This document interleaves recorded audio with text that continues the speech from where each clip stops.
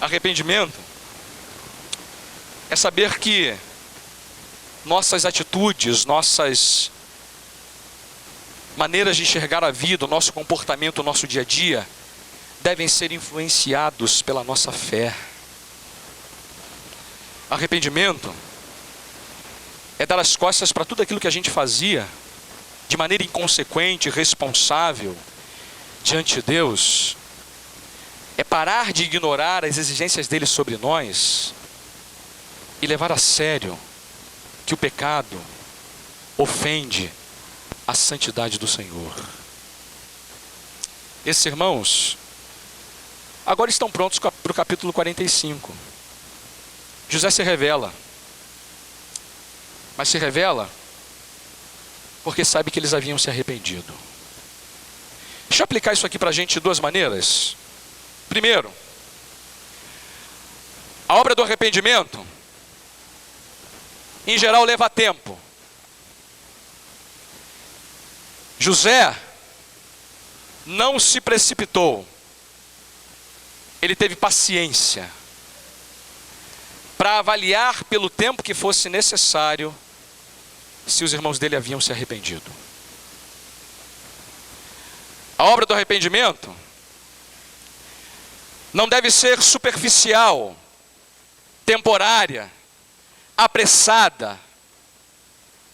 Arrependimento verdadeiro e genuíno leva tempo. A nossa geração tem muita pressa em ver convicção de pecado sem dar tempo para o agir de Deus. Eles tiveram que primeiro passar pela prisão, tiveram que ir 2 vezes ao Egito, tiveram que experimentar momentos difíceis antes de mostrarem que estavam arrependidos.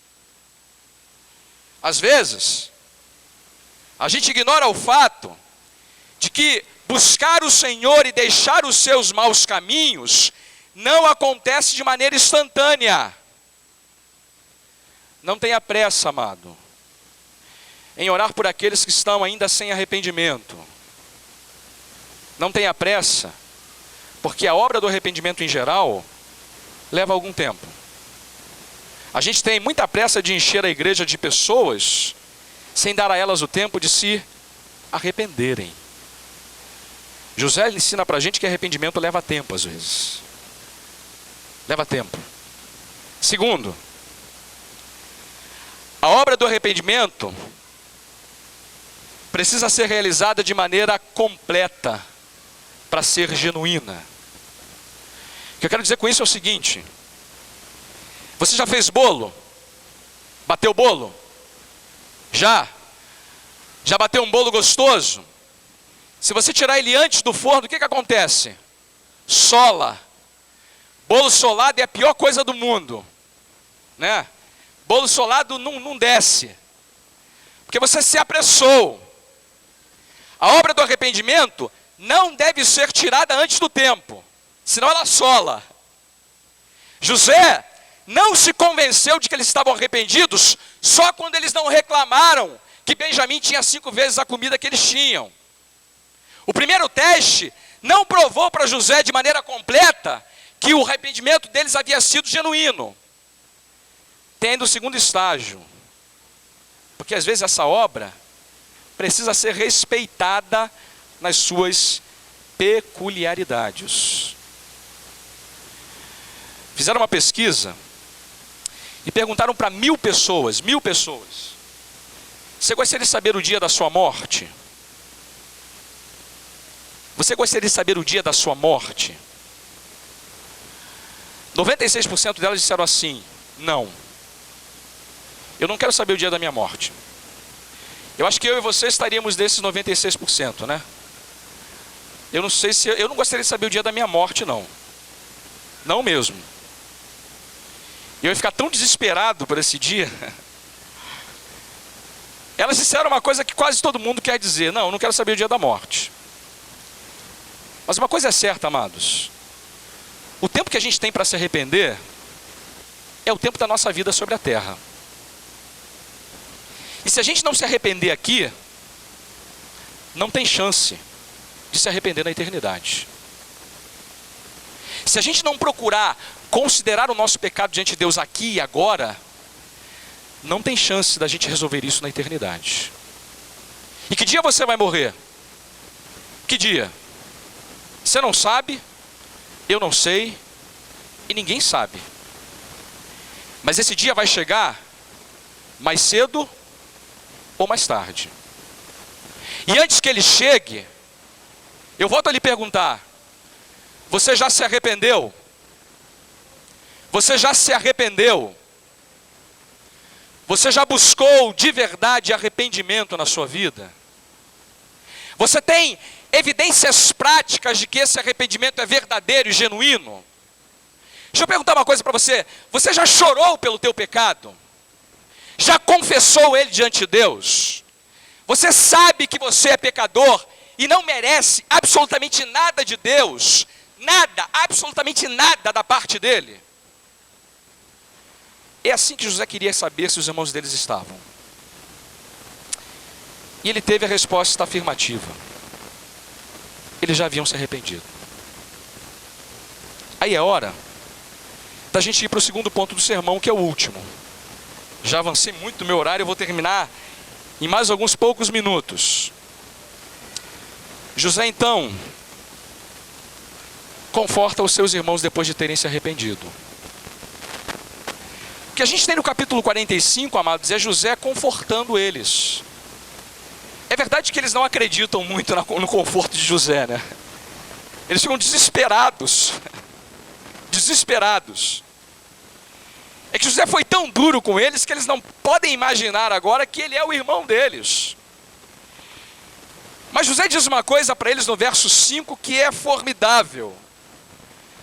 Agora, pois, não vos entristeçais, nem vos irriteis contra vós mesmos, por me haverdes vendido para aqui, porque para a conservação da vida, Deus me enviou adiante de vós. Primeiro, eu sei que vocês se arrependeram. Eu sei que vocês estão atônitos. Eu sei que vocês estão boquiabertos. Mas há esperança para vocês. Eu quero agora derramar a minha alegria, a minha bondade, o meu amor sobre vocês. Ele cura as feridas dos seus irmãos, ele beija. Isso é uma expressão bonita de ver, né? José beijando Benjamim, beijando todos os irmãos. Imagina a emoção, a alegria, o consolo que isso produziu na vida deles. É como se José estivesse dizendo: mesmo depois de tudo que vocês fizeram contra mim, eu quero confortá-los, porque vocês se arrependeram. Mas isso é o Evangelho. O Evangelho diz assim: se você se arrepender, você encontra conforto, alívio para a tua alma. Vinde a mim, todos que estáis cansados e sobrecarregados, e eu vos aliviarei. Não interessa a enormidade do teu pecado. Não interessa se você imagina que não há esperança para você. Não interessa se você acha que é pecador demais para ser purificado por mim. Eu te garanto que há consolo para todo mundo que se arrepende. Sejam gays, lésbicas, adúlteros, sejam alcoólatras, sejam toda sorte de pessoas, seja gente honesta, seja gente trabalhadora. O Evangelho é para todos que se arrependem. É para todos que sabem do fardo que carregam sobre si por causa do seu pecado. Esse convite é geral, é amplo, é generoso, porque Deus é rico em perdoar pecadores arrependidos, pecadores contritos. Não interessa até onde o pecado te levou. Se você buscou arrependimento, há esperança para você.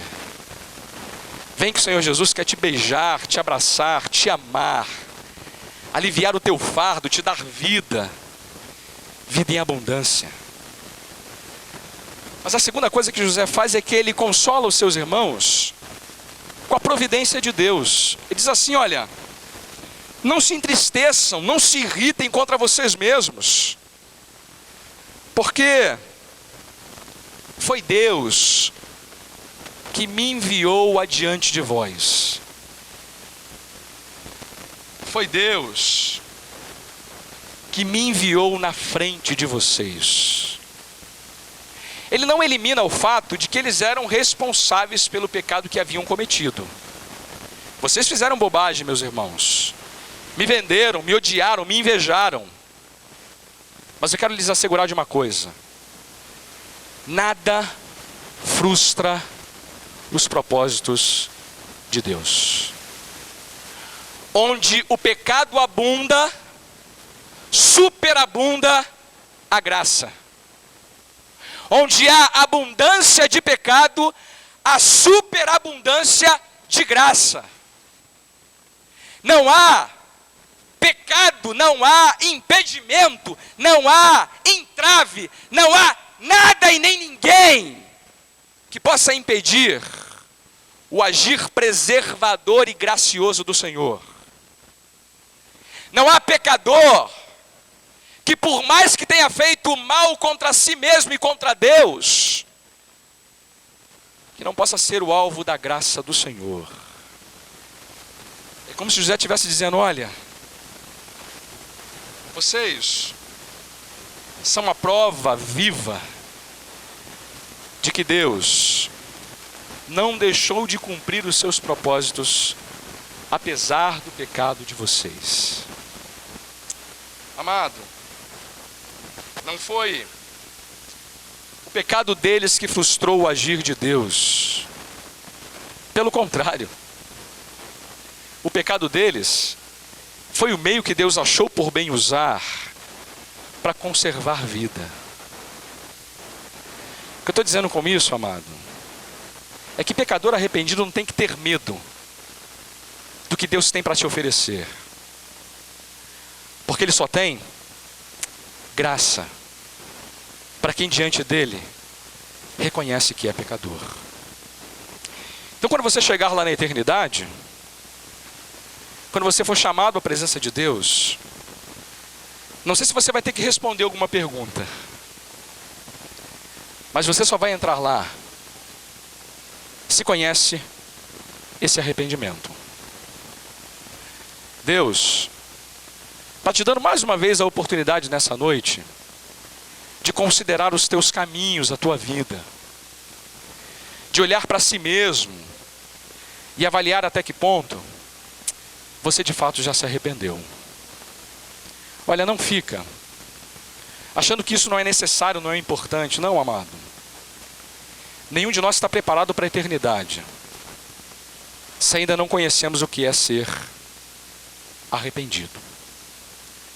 Sabe, se você ainda não tem essa certeza em seu coração, é noite para você deixar o teu pecado e voltar-se para Deus.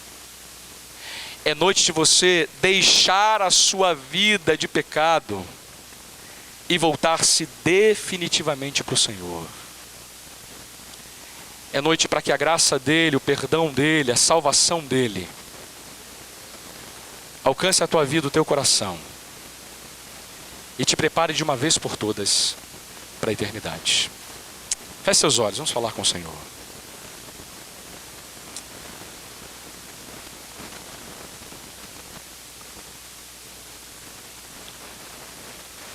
Pai, que a tua bondade, a tua longanimidade, a tua paciência conduza ao arrependimento aqueles que ainda não foram conduzidos entre nós essa noite. Fere as suas almas, Senhor. Incomoda os seus corações com a sua palavra. Adverte-os do perigo que eles correm, da necessidade urgente, real, verdadeira, de deixarem o seu mau caminho e se voltarem para o Senhor, que é rico, generoso em perdoar. Pai, que essa palavra cheia de graça, cheia de amor, cheia de verdade, alcance esses corações. Que nenhum de nós seja encontrado na eternidade despreparado, como pecadores que não se arrependeram. Ah, Deus, tem misericórdia deles. Vem com teu Espírito e fala fundo nesses corações. E quanto a nós que já experimentamos arrependimento, confirma, dá-nos o entendimento de que é vivendo uma vida de arrependimento que estamos prontos para viver a eternidade com o Senhor.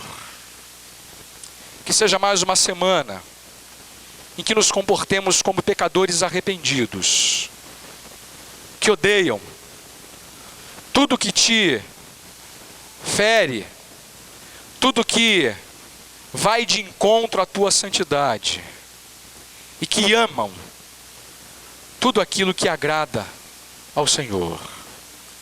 E que agora o amor de Deus o Pai, a graça soberana de nosso bendito Senhor e Salvador Jesus Cristo, e a comunhão eterna do Espírito Santo de Deus esteja conosco, com todo o povo do Senhor, espalhado por toda a face da terra, com todos os pecadores arrependidos, hoje e para todo o sempre.